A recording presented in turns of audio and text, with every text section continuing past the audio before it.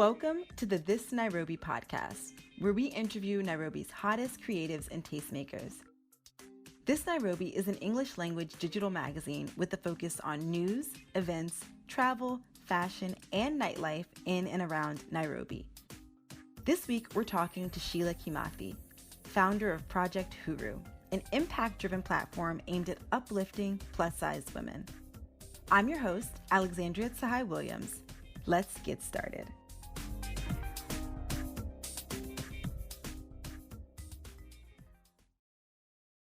Hi, Sheila. Thanks for chatting with me today. Please introduce yourself to our listeners. A little bit about myself. Well, my name is Sheila Kimathi. I am a filmmaker, a creative, and an impact producer. Being a filmmaker, I've been around for quite a while. I've done a couple of advertisements, I've done series, I've done movies. So I'm just debuting my first documentary as an impact producer now. So, what is an impact producer? Being an impact producer means I do films or I do film projects that elevate the community or make the society a better place. It involves a lot of community work, speaking to individuals, bringing people together, basically for an objective. Okay, now that we've uncovered the woman behind the magic, tell me a little bit about the inspiration behind Project Huru. Project Huru was born because I felt there was a need to create a platform to speak out. So I figured that the platform would be for me first and then for the rest of the people. Where I was in the first place, I was working at an agency and it felt very confined. It felt very controlled and toxic. I needed to get out of that environment and figure out who I was. So in the process of that, I got a project and they asked me if I wanted to participate in an exhibition in Israel. I was the only filmmaker, so I was asked to pitch something that would work in that context. But previously, before I started this project, I was selling swimsuits for plus-size women. The selling of the swimsuits of plus-size women, it was a bit frustrating. No, it wasn't even a bit frustrating. It was frustrating because the women were not buying the pieces. I only sold like 5 pieces, and this is with a lot of drumming and Facebook and a lot of advertisements, and nothing was moving.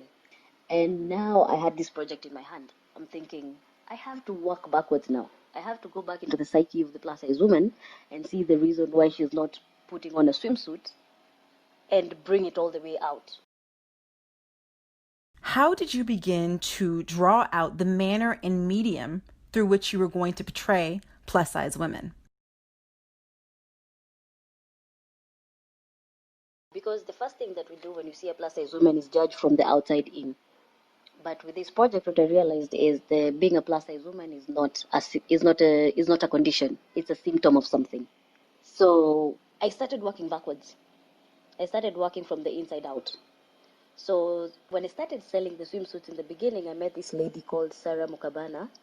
Our first shots were swimsuit shots. She was actually my first plus-size model.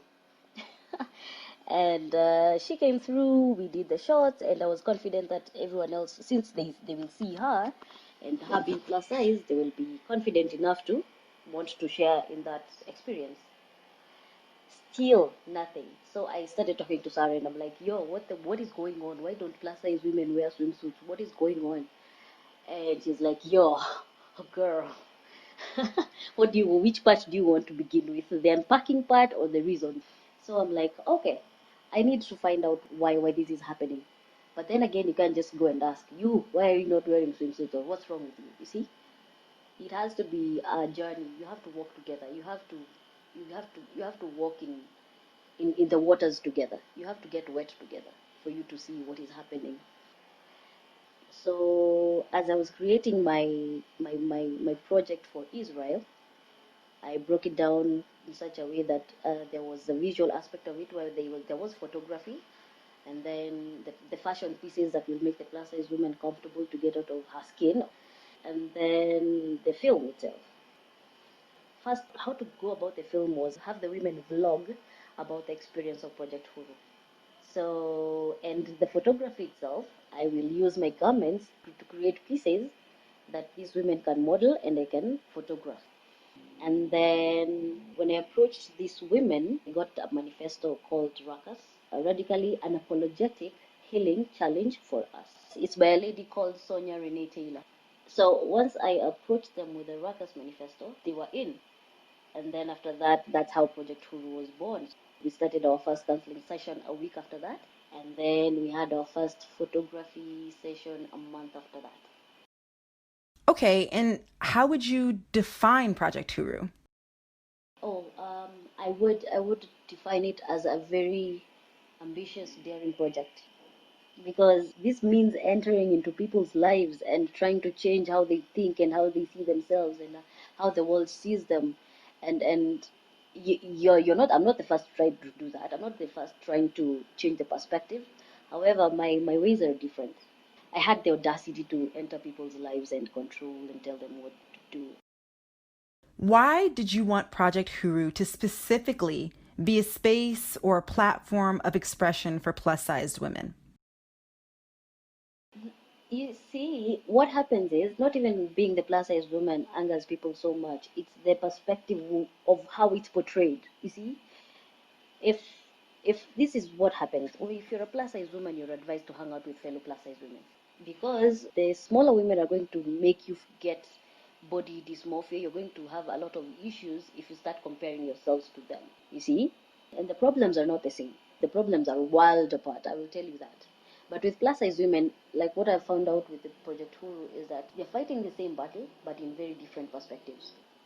And what we're trying to do is create a small society for plus size women where they can come and have a conversation. It's a safe space to talk, to dance, to cry, and just form a small community of support, because that's what most are looking for.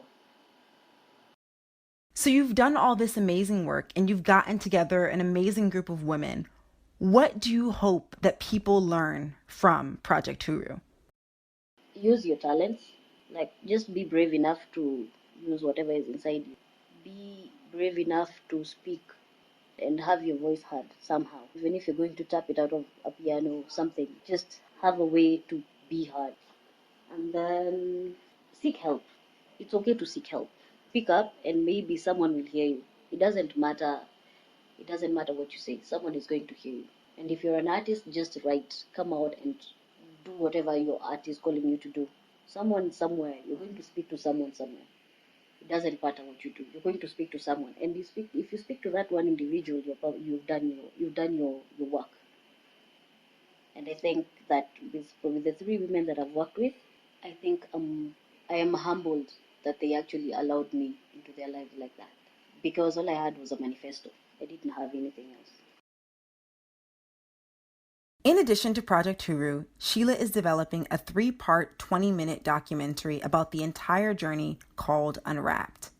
Project Huru has also inspired Sheila to create a makeover show called Fits and Misfits. She is currently seeking sponsorship and hopes to shoot in December. If you'd like to see more from Project Huru, follow their Instagram account at Project Huru, PROJECTHURU.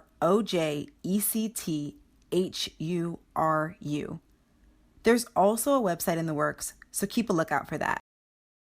Sending love and gratitude to Sheila for taking time out of her busy schedule to interview with ThisNairobi.